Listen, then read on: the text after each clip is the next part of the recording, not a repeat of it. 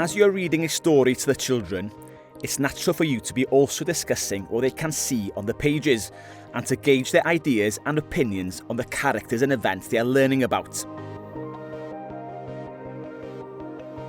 To engage with pupils and elicit their response, you could ask a question following this pattern. Ydy'r, yn. The noun, the item you're discussing, goes in the first gap. And the adjective, the describing word, goes in the second. Ydy'r stori'n dda? Is the story good? Ydy'r stori'n gyffrous? Is the story exciting?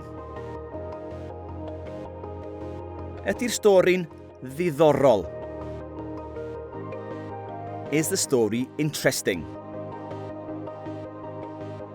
Ydy'r stori'n ddiflas? Is the story boring?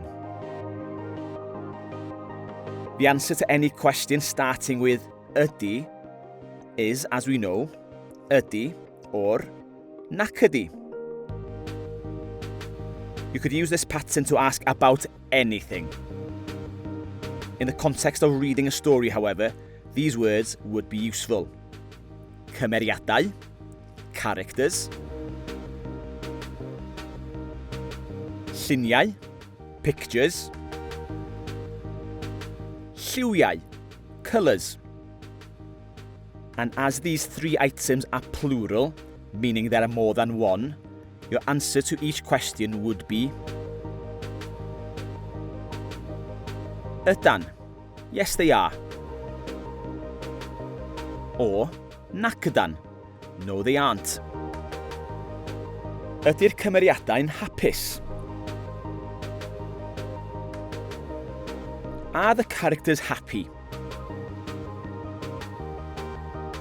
Ydy'r cymeriadau'n drist?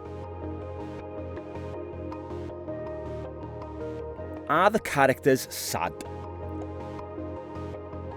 Ydy'r lluniau'n lliwgar?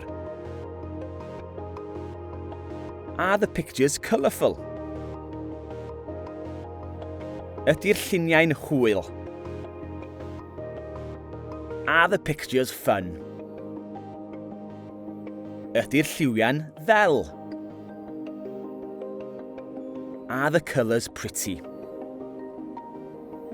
Try this new question pattern out when you next read a story in the school setting, and come back to this video to practice your skills when you need to. Pob lwc!